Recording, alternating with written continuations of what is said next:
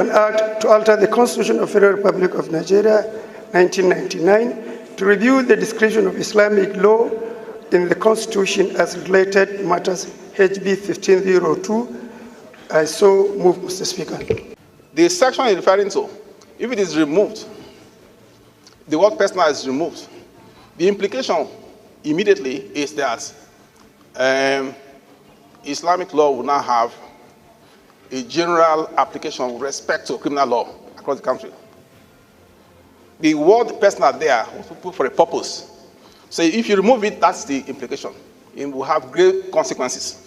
Hello guys, you're welcome back to our channel. My name is Tessie. Good morning, good afternoon, and good evening to you all, depending on where you are watching from. Hope you all are doing well, and thank you so much for stopping by. So there is serious confusion or commotion right now in the House of Representatives over a bill to expand Islamic law in Nigeria. And this particular bill, if passed, would affect personal issues like marriage, divorce, and inheritance, including businesses, public and international laws in Nigeria. And the question we are all asking right now is Nigeria now an Islamic state? All right, before we continue, I want to please beg you all to please help me by liking and sharing this video so that YouTube and Facebook can recommend it to more people. The 1999 Constitution, as amended, Mr. Speaker, provide for a personal Islamic law in the Constitution. The Constitution did not envisage the dynamism and the development coming off in the country. In 2003, the Constitution did not recognize that the Islamic commercial law, Islamic company law, Islamic international law, Islamic public laws. In 2003, Mr. Speaker, Taj Bank came up under the commercial Islamic law. In 2019, another bank came up under the commercial law. That means the Jaiz Bank, not the Taj Bank. The Jaiz Bank was in 2004. The Taj Bank came in 2019. Mr. Speaker, sir, if you look at the personal law, it only encompasses marriage, divorce, and the inheritance. Therefore, what I'm requiring is the removal of the removal of personal in section 24 of the Constitution, section 262, section 277, and section 288, so that other relevant laws like the public, the commercial law, Islamic commercial law, the Islamic company law, the Islamic international law can have a place in the Constitution. Therefore, Mr. Speaker, this is what I want the honorable colleagues to support so that this amendment can be done. I so move, Mr. Speaker. Now, first, we need to understand that Nigeria's foundation, our constitution, is clear. Nigeria is a secular state. That means no religion is supposed to control our law or our government. Nigeria is meant to be a country where everyone, no matter their religion, is treated equally under the law.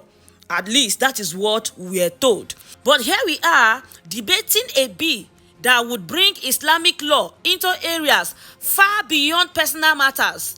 What message does this send about Nigeria's commitment to equality and unity that these people preaches every day? Now, many lawmakers argue that allowing this Islamic law to expand could set a dangerous precedent. Now, let's look at what the proposers of this bill are saying.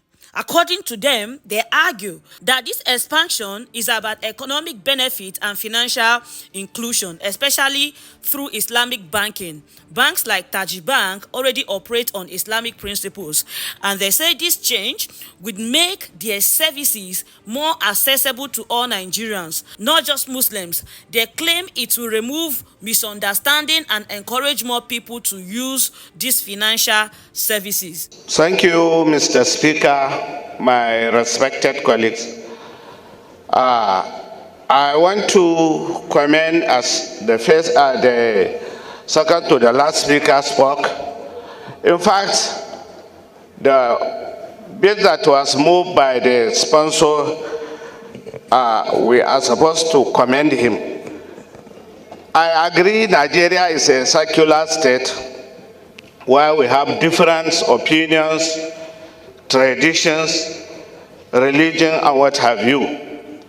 But if you see this motion or this bill, it will help Nigerians to know that these commercial banks, especially Taj Bank and what have you, many people have perceived that these banks are specifically for Muslims, while it is not. So by expanding this nature, I believe when it is encompasses to everybody, many people will see the benefit of this bill, and I believe in the near future, many people will see that the mover put this in a right direction. But let's not be fooled. Is this really about benefiting the entire country, or it is just a plot to push a specific agenda?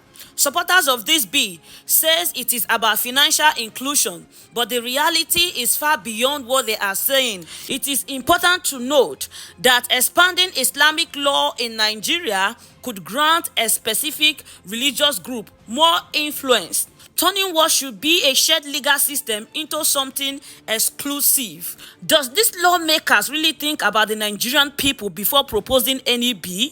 And here is another question. If this is about economic opportunities, like they try to present it, why is religion even part of the conversation? There are many ways to improve financial inclusion without embedding religious law into the constitution. Islamic banking principles, like interest-free loans, are a popular concept in finance, but that doesn't mean we need a law based on religion to govern it. This bill isn't about inclusivity. It is about making the laws to serve a narrow interest under the pretense of helping the economy. Take it from me, this bill is a very dangerous one that could weaken the so-called unity that preaches every day in Nigeria and deepen religious divides. When you start bending the constitution to accommodate one religion, you open a door that may never close. Today it is Islamic law. Tomorrow another religious group will wake up and demand similar adjustment, leading to a fragmented legal system that caters for individual beliefs rather than the nation as a whole. The lawmakers who oppose this bill are warning of a future where our country is divided by faith, where Nigerians no longer share the same legal rights or responsibilities. Some of them have even pointed to Nigeria's history of religious conflict, reminding us that any law favoring one religious group could spark tension and resentment. And like I said before, this is not just about this bill. It is about something much bigger. If one group insists on governing themselves by their own religious law, then maybe it is time to consider whether Nigeria should even stay united as one nation, or everybody should just go their own separate way. Because why force people or a group of people to live under laws they don't believe in? It doesn't work that way. Maybe it is time to ask whether we should let each group govern themselves according to their own belief and practices. A unified Nigeria only works if we all agree to respect the same law. If we cannot agree on that, maybe it is time to consider a different path. Abi? Yes, now. The truth of the matter is that there is no need to change the entire constitution to accommodate a narrow religious agenda. If these lawmakers pushing this bill truly believe in Islamic law, then they should create their own separate country where they can practice it freely. Let the rest of the country move on and decide what they want. And so, as we watch the House of Representatives debate, argue and deliberate over a bill that doesn't benefit the average Nigerian, while they focus on pushing religious law into our constitution, real matters like poverty, security and education are being ignored. Is this democracy, I ask my people? Or is this a theater where certain lawmakers play to the interest of a narrow group rather than the good of the nation? The real tragedy here is that the people of Nigeria are not being saved. The lawmakers was elected to improve the lives of all Nigerians, yet they spent time debating a bill that divide us. In the end, a motion is raised to delay the bill, and most members agreed to step it down, at least for now. But the question of religious influence in our law is still hanging over us, waiting to resurface. So, where does this leave Nigeria? Are we going to continue as a united secular nation like the preaches, or are we headed down a path of division? This bill, if passed, could be a turning point. This is a reminder that some forces in the government are willing to risk the so-called unity they preaches to push their own personal agenda. And you will ask a question, is there really anything like unity in the first place? If we can't respect our shared constitution, then maybe it is time to consider whether Nigeria should remain united at all. To the lawmakers, remember, you were elected to represent all Nigerians, not just one group. The choice before you is simple: protect our unity and our secular foundation, or admit the truth and let those who want religious dominance go their own way. Thank you so much for watching. A lot has been said. I'm going to let you all share your own opinion with me on the comment section. What do you think about this bill that is causing confusion, commotion in the House of Representatives? Share your thoughts with me on the comment section, and please, I want to beg you, don't forget to share, like, and I will see you all in my next video. Bye-bye. Bye.